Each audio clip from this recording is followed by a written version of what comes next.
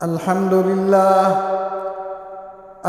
لله رب العالمين والعاقبة للمتقين والصلاة والسلام على أشرف الأنبياء والمرسلين وعلى آله وأصحابه أجمعين. أما بعد، فأعوذ بالله من الشيطان الرجيم. بسم الله الرحمن الرحيم. إنا نحن نزلنا الذكر وإنا له لحافظون. وقال الله تبارك وتعالى في مقام آخر: إنا أنزلنا التوراة فيها هدى ونور.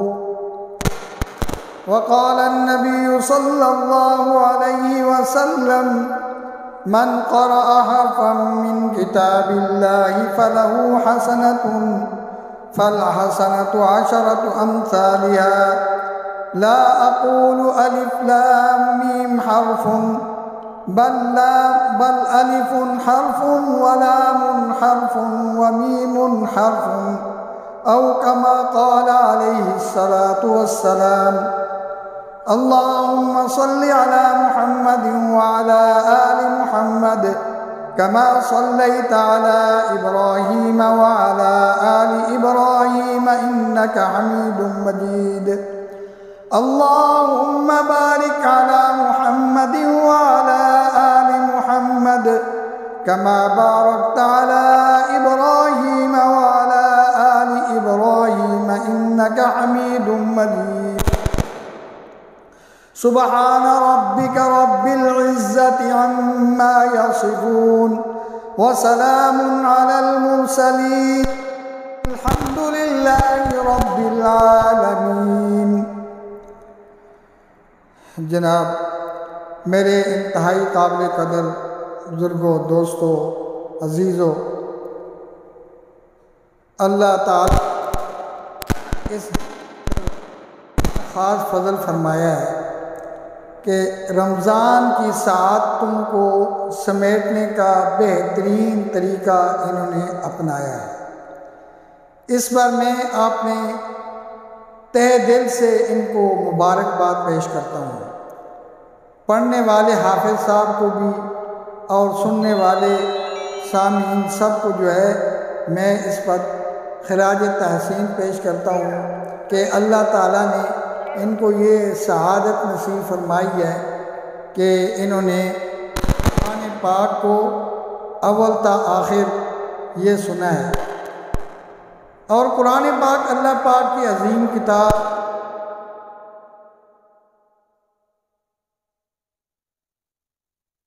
رمضان کے ساتھ بھی جس طرح کہ اللہ نے خود انزل فیہ القرآن ھدی للناس وبینات من الھدی والفرقان، کہ اس قرآن کا نزول جو ہے وہ شہر رمضان کے اندر ہوا ہے، اور شہر رمضان کے اندر بھی ایسی رات کے اندر ہوا ہے۔ اللہ پاک فرماتے ہیں: انا انزلناہ فی لیلۃ القدر وما ادراک ما لیلۃ القدر خیر من الف شہر۔ قرآن پاک کو قدر والی رات کے اندر نازل کیا ہے۔ قدر کے ایک معنی تو تقدیر کے آتے ہیں، اور ایک معنی جو ہے وہ محتم بالشان کے آتے ہیں، جو یہ عظیم الشان رات ما ادراک ما لیلۃ القدر۔ اے مخاطب، تجھے کیا معلوم کہ لیلۃ القدر کیا ہے؟ لیلۃ القدر خیر من الف شہر، کہ لیلۃ القدر تو 1000 مہینوں سے بھی بہتر ہے۔ 1000 مہینے انسان عبادت کرے، لیکن لیلۃ القدر کے اندر عبادت کی ہوئی عبادت کو نہیں پہنچ سکتا۔ اور آپ کو پتہ ہے کہ 1000 مہینے یہ کتنے سال بنتے ہیں؟ 83 سال 4 ماہ۔ تو جب ایک انسان کو رمضان زندگی میں 30 سال 40 سال ملا ہو، تو 40 سال 30 سال تک رمضان میں اس کو لیلۃ القدر بھی نصیب ہوئی ہوگی۔ تو پھر آپ ضرب لگا لیں کہ کہاں تک یہ معاملہ پہنچے گا۔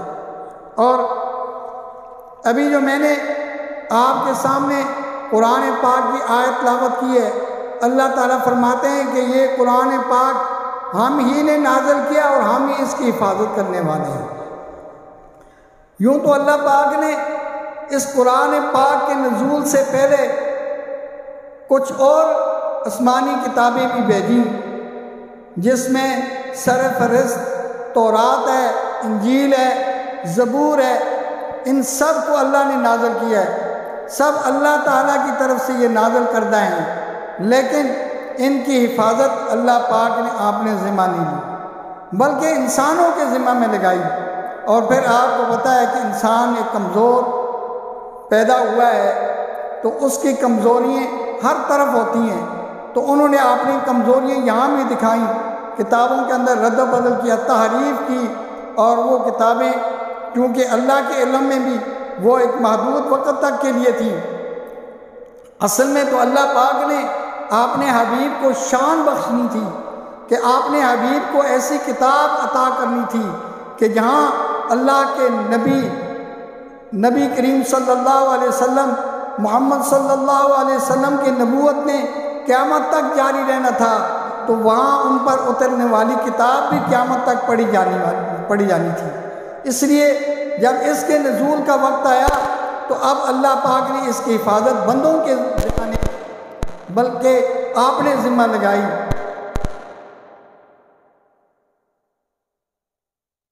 اس وقت سے لے کر آج تک قرآن کو یاد کرنے والے، قرآن کے الفاظ کی حفاظت کرنے والے، قرآن کے معانی کی حفاظت کرنے والے، قرآن کی تفسیر کی حفاظت کرنے والے سینکڑوں نہیں ہزاروں کی تعداد میں اللہ پاک نے پیدا کیا ہے۔ اس کا بہترین نمونہ ابھی آپ کے سامنے یہ عباس صاحب ہیں، انہوں نے اول سے آخر تک قرآن پاک سنایا ہے، اور سینکڑوں ہزاروں مساجد کے اندر اور گھروں کے اندر یہ قرآن پاک سننے سنانے کا اہتمام ہو رہا ہے۔ یہی قرآن پاک کی حفاظت ہے، اور اسی طرح قرآن پاک کا ترجمہ بھی پڑھایا جا رہا ہے، اور قرآن پاک کی تفسیر بھی پڑھائی جا رہی ہے، یہ اس کی حفاظت ہو رہی ہے۔ اور یہ قرآن پاک کتاب نہیں ہے، بلکہ ابھی جو حدیث آپ کو پڑھ کے سنائی ہے، نبی کریم صلی اللہ علیہ وسلم نے فرمایا جو قرآن پاک کا ایک حرف پڑھتا ہے اس کو ایک نیکی ملتی ہے، اور ایک نیکی جو ہے وہ 10 نیکیوں کے برابر ہوتی ہے۔ ویسے بھی اللہ پاک نے سورہ انعام میں فرمایا من جاء بالحسنۃ فلہ عشر امثالھا۔ اللہ پاک کا کرم ہے کہ فرمایا کہ جو ایک نیکی کرتا ہے ہم اس کو 10 کے برابر ثواب عطا کرتے ہیں۔ یہ نیکی کے بارے میں اللہ پاک کا اصول ڈالا ہے، اور اگر کوئی برائی جاء بالحسنۃ من جاء بالسیئۃ فلا یجزی الا مثلھا، جو برائی کر کے آتا ہے اس کو برائی کے کوئی 10 نہیں ملتے، بلکہ وہ برائی کے برابر ہی برائی کو اس کو بدلہ ملتا ہے۔ لیکن نیکی میں اللہ پاک بڑا چرا کر عطا فرماتے ہیں، اور بالخصوص رمضان میں تو اللہ پاک اتنی سخاوت فرماتے ہیں۔ فرمایا حدیث پاک میں آتا ہے کہ اللہ پاک ایک نفل کو جو ہے وہ 70 گنا بڑھا دیتے ہیں، اور نفل کو جو ہے وہ فرض کے برابر کر دیتے ہیں، اور جو فرض ہے اس کو 70 گنا بڑھا دیتے ہیں۔ تو آپ اندازہ لگائیں کہ جب ایک حرف عام دنوں میں پڑھا جائے تو اس کی نیکی جو ہے نا 10 کے برابر ہے، تو جب وہی قرآن پاک نماز رمضان میں پڑھا جائے تو اس کا ثواب کہاں تک پہنچے گا؟ پھر وہ قرآن پاک نماز کے اندر تراویح کے اندر پڑھا جائے تو پھر اس کا ثواب کتنا ہوگا؟ تو یہ اللہ تعالیٰ کی دین ہے، کیونکہ اللہ تعالیٰ کے خزانے لامحدود ہیں۔ اللہ تعالیٰ خود فرماتے ہیں واللہ یضاعف لمن یشاء، اللہ تعالیٰ جس کے لیے چاہتے ہیں بڑھاتے چلے جاتے ہیں۔ اللہ تعالیٰ کی عطا کو کوئی روک نہیں سکتا، اور اس کی اللہ پاک کی عطا میں کوئی کمی نہیں ہو سکتی۔ جیسے کہ دنیا میں یہ سمندر کے اندر اگر آپ سوئی ڈبوئیں تو اس کے ساتھ کوئی قطرہ تو لگے گا نا، تو ایک قطرے کی کمی سمندر کے اندر واقع ہوگی، لیکن اللہ پاک دنیا کے اندر رہنے والے ہر انسان کو اس کی چاہت کے مطابق بھی عطا کر دیں۔ سب کو جتنی وہ چاہت رکھتا ہے عطا کر دیں۔ سارے انسانوں کو عطا کرنے کے بعد بھی اللہ بھی نہیں ہوگی جتنی کہ سوئی ڈبونے کے ساتھ